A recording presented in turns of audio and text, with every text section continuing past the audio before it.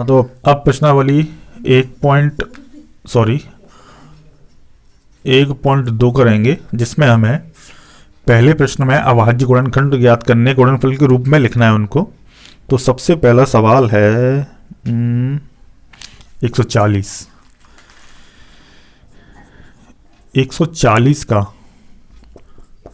140 के मुझे अभाज्य गुणनखंड लिखने हैं। बहुत सरल है। आपने कक्षा 6, 5 इस तरीके 6, 7, 8 में ये आते हैं, काफ़ी आपने किए होंगे। तो 140 को आपने लिख देना है यहाँ पे 140, और इसका अभाज्य गुणनखंड का मतलब है इसका जो नंबर दे रखा है उसका लासा ले लो, लासा पकड़ लो उसका।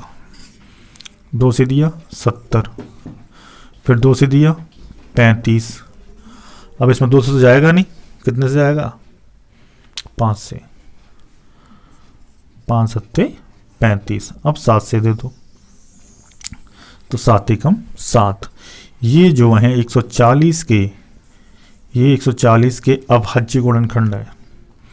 140 के अभाज्य गुणनखंड आ गए 2 गुणा 2 गुणा 5 गुणा 7। ठीक है, तो क्या हो जाएगा? 140 2 है, 2 बार इसको मैं 2 पे घात 2 लिख सकता हूँ, गुणा 5 गुणा 7, इस तरीके से लिख सकता हूँ। प्रश्न नंबर 1 का दूसरा सवाल, जिसमें मुझे 156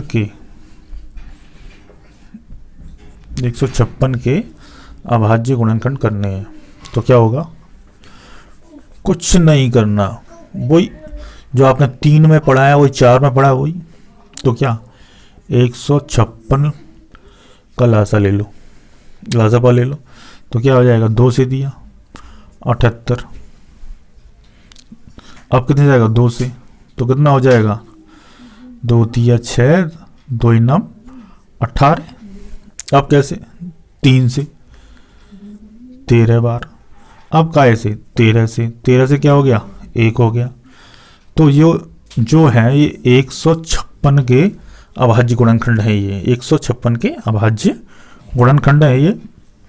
तो यहाँ लिख दो 156 2 गुणा 2 3 गुणा 13। इसको ऐसे भी लिखा जा सकता है, 2 बार है, 2 का स्क्वायर, 2 पे घात 2 लगा दो, गुणा 3 गुणा 13। तो ये 156 के अभाज्य गुणनखंड हो गए। ठीक,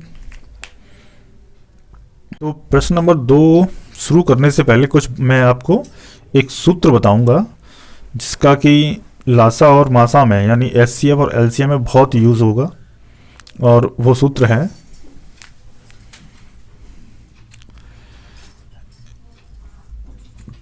पहली संख्या गुणा दूसरी संख्या बराबर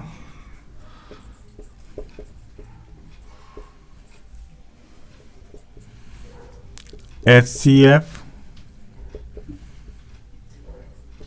और एलसीएम। या कह सकते हैं, या इसको ऐसे लिख दो, पहली संख्या को A, दूसरी संख्या को B, और एचसीएफ गुणा एलसीएम। ठीक, ये आपका फॉर्मूला हो गया। इसका पहला सवाल करेंगे हम, प्रश्न नंबर 2 का पहला सवाल, जिसमें हमें 26 और 91 का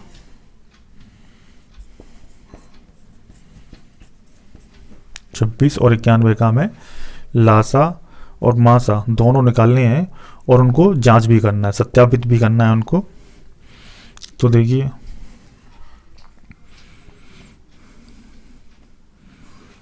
छब्बीस लिखो, 91 लिखो। तो आप इसका क्या निकाल रहे हैं? लासा निकाल रहे हैं। पहले क्या निकाल रहे हैं? लासा। तो वो क्या होगा? 2 से दिया 13, 91। अब 7 से दे दिया 13, और ये 13। अब 13 से दे दो 1 1। ठीक, ये मैंने इसका एलसीएम तो मैंने कर दिया, और इसका एलसीएम कितना मिला हमें, एलसीएम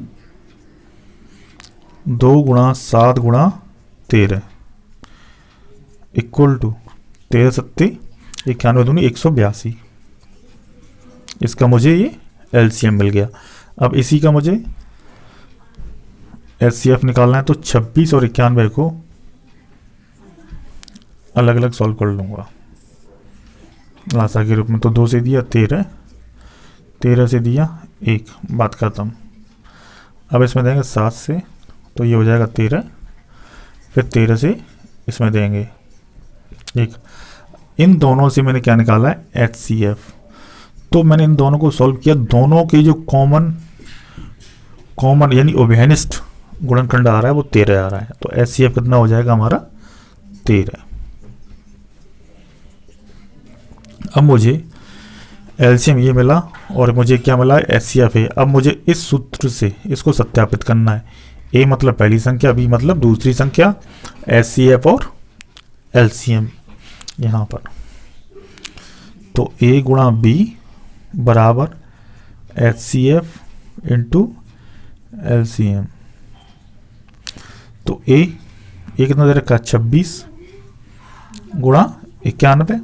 पहली संख्या कितनी है, 26, और दूसरी संख्या 91। एचसीएफ कितना निकला, 13 × एलसीएम 182। तो इसका इसमें गुणा करेंगे तो हमें मिल जाएगा 26 6, 26 नंबर ये, और ये 2366 आ जाएगा, नहीं 2000 इतना आ जाएगा। इसके बाद ये 13 दूनी 26, 30, हाँ ये भी 2366 आया। तो LHS और ये RHS दोनों आपस में इक्वल है, यानी दोनों संख्याओं का गुणनफल एचसीएफ × एलसीएम के बराबर आ गया। तो ये सत्यापित भी हो गया। बाकी के क्वेश्चंस में पहला है, दूसरे में भी यही करना है, तीसरे में भी यही करना है। इसी के क्वेश्चन है प्रश्न नंबर 2 के, उनको आप करें। हाँ, तो प्रश्न नंबर 3 करेंगे। प्रश्न नंबर 3 में हमें कुछ संख्याएं दी गई हैं, उनके हमें एचसीएफ और एलसीएम ज्ञात करने हैं, और अभाज्य गुणनखंड विधि का हमें प्रयोग करना है। अभाज्य गुणनखंड विधि क्या होती है, लासा पा कर हमें सॉल्व करना है। तो प्रश्न नंबर 3 का पहला सवाल जो हमें 12, 15 और 21 का 12, 15 और 21 का एचसीएफ और एलसीएम ज्ञात करना है। ठीक, तो इनका मुझे एलसीएम और एचसीएफ ज्ञात करना है। तो सबसे पहले मैं 12 के अभाज्य गुणनखंड, 15 के अभाज्य गुणनखंड और 21 के अभाज्य गुणनखंड में लिख दूंगा इधर। तो सबसे पहले 12 के अभाज्य गुणनखंड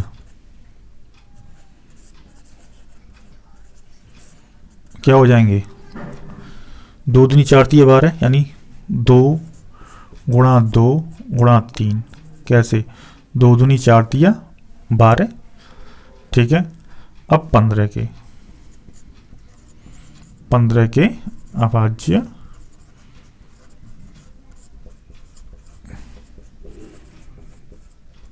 गुणनखंड हो जाएंगे 3 पंजे 15, और कुछ तो होता नहीं है, 3 पंजे 15। 21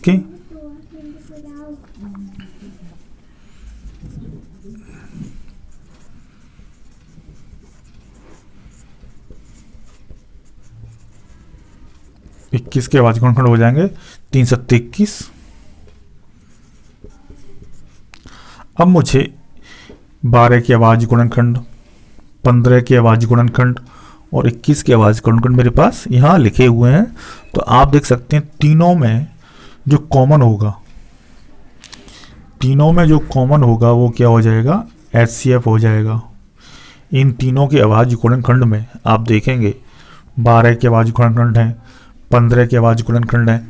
इन तीनों में जो कॉमन है वो हो जाएगा HCF। देखो 3 यहाँ है, 3 इसमें है और 3 इसमें है, और कहीं नहीं है। देखो ये 3 मिल गया, यहाँ 3 मिल गया, तो HCF हो गया 3। HCF कितना हो गया? 3। अब LCM फाइंड करना है। देखो 2 यहाँ है, 2 यहाँ नहीं है, यहाँ नहीं है, 2 7 यहाँ है, 7 यहाँ नहीं है, यहाँ नहीं है 7, ठीक। 5 यहाँ है, 5 यहाँ नहीं है, 5 यहाँ नहीं है। ऐसा देखना है जो तीनों में हो और उभयनिष्ठ हो, यानी कॉमन हो, वही हमारा क्या हो जाएगा? HCF। अब LCM फाइंड करना है। LCM करने के लिए हमें क्या करना होता है, ये 2 हैं तो उसमें से 1 ले लो, ठीक। अब 3 है, यहाँ भी 3 है तो 3 लिख दो आप। 5 है और 7 है, यानी कुल मिला के इतना है। सबको एक एक बार ले लो, जो सभी तुम्हारे पास गुणनखंड है, अभाज्य गुणनखंड, सभी को एक एक बार लिख दो। जैसे 2 था उसको ले लिया, 3 है ले लिया, 5 है ले लिया, 7 है ले लिया। ये हमारा क्या हो जाएगा? लासा हो जाएगा। तो इसको आगे सॉल्व करेंगे तो कितना हो जाएगा? 7 पंजे 35, 35 थी 105 दूनी 210, इसका हमें LCM मिल जाएगा, यानी लासा मिल जाएगा इसका, ठीक स्टूडेंट्स। हाँ, तो ये प्रश्न 4 जिसमें मुझे HCF इन दोनों संख्याओं का HCF तो मुझे दे रखा है 9, मुझे LCM इसका ज्ञात करना है। तो क्या करेंगे इसमें? तो इसको करने के लिए इससे पहले वाले एक क्वेश्चन में मैंने आपको एक सूत्र लिखवाया था, वो ये है A गुणा B बराबर HCF गुणा LCM। A और गुणा B क्या है? ये पहली संख्या और ये दूसरी संख्या, यानी कह सकते हैं 2 संख्याओं का गुणनफल और HCF गुणा LCM, ये सूत्र होता है। सबसे महत्वपूर्ण क्वेश्चन है प्रश्नावली 1.2 का। तो आपको क्या करना है, यानी इसको मैं क्या कह सकता हूं? 2 संख्याओं का गुणनफल भी कह सकता हूं। A गुणा B को 2 संख्याओं का गुणनफल, ठीक। 2 संख्याओं का गुणनफल बराबर HCF इंटू LCM, ठीक। अब मुझे 2 संख्याएं दे रखी हैं और उनका HCF दे रखा है। 2 संख्याएं, ये पहली संख्या, ये दूसरी संख्या, बराबर HCF दे रखा है, ये मुझे 9, ठीक है। मुझे LCM ज्ञात करना है। तो क्या करेंगे हम? तो 2 संख्याओं का गुणनफल, 2 संख्या कौन सी? ये और ये, 306 और 657। 306 गुणा 657 बराबर HCF 9 दे रखा है, LCM निकालना है। इसको गुणा करके ऐसे का ऐसा लिख देंगे तो आगे देखिए क्या हो जाएगा। 306 इसको ऐसे लिखा, 657, 9 आ जाएगा इसके बटे में, ठीक है, क्योंकि इसके साथ LCM के साथ गुणा में है तो इधर आके ये इक्वल लगाए, बराबर का साइन लगाए, तो ये भाग में आ जाएगा बराबर LCM। अब मुझे 9 का इसमें दे दूं या इसमें दे दूं, तो मैं क्यों ना इसमें दे दूं। तो 9 30 27, 9 चौक 36, 657 बराबर LCM। अब मैं इन दोनों संख्याओं का गुणा कर दूं और LCM मुझे बहुत आसानी से मिल जाएगा। तो इन दोनों संख्याओं का गुणा करेंगे तो ये हो जाएगा 22,338। कितना प्राप्त हो जाएगा? 22,338, जो कि हमारा LCM हो जाएगा। इसको ये हमारा LCM मिल गया 22,338। ये बात ध्यान रखें, सबसे महत्वपूर्ण ये क्वेश्चन है प्रश्नावली 1.2 का। हाँ, तो प्रश्नावली 1.2 का प्रश्न नंबर 5 करेंगे। इसमें हमें जांच कीजिए कि क्या किसी प्राकृतिक संख्या n के लिए संख्या 6 पावर n अंक 0 पर समाप्त हो सकती है? तो देखते हैं क्या। हम जानते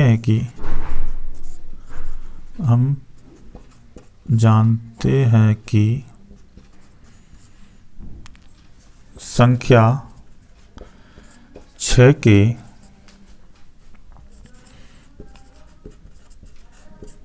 अभाज्य गुणनखंड 2 और 3 होंगे। ठीक, तो 6 पावर n बराबर 2 गुणा 3, इसको 6n को इस तरीके से भी लिखा जा सकता है। अतः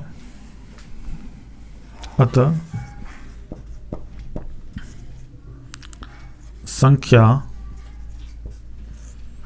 6 पावर n अंक 0 पर समाप्त नहीं हो सकती।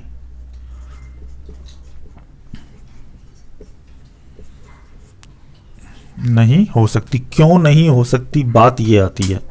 तो बात ये है कि अगर इस संख्या के अभाज्य गुणनखंड 2 और 5 होते, ठीक है, यदि संख्या के गुणनखंड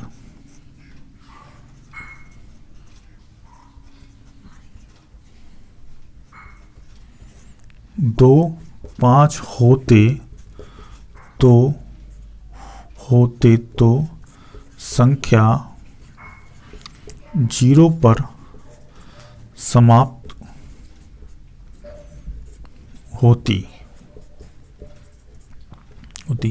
जैसे अगर 10 होता तो 10 0 पर समाप्त हो सकती है। 6 के अभाज्य गुणनखंड क्या होते हैं? 6 के अभाज्य गुणनखंड होंगे 6 के जो 6 के गुणनखंड होंगे 2 पे पावर 2 गुणा 3, यानी 2 गुणा 3 पे पावर n, इस तरीके से इसके होंगे। तो इसमें जो 5 है अभाज्य गुणनखंड नहीं मिला, तो इसलिए ये 0 पर समाप्त नहीं होगी।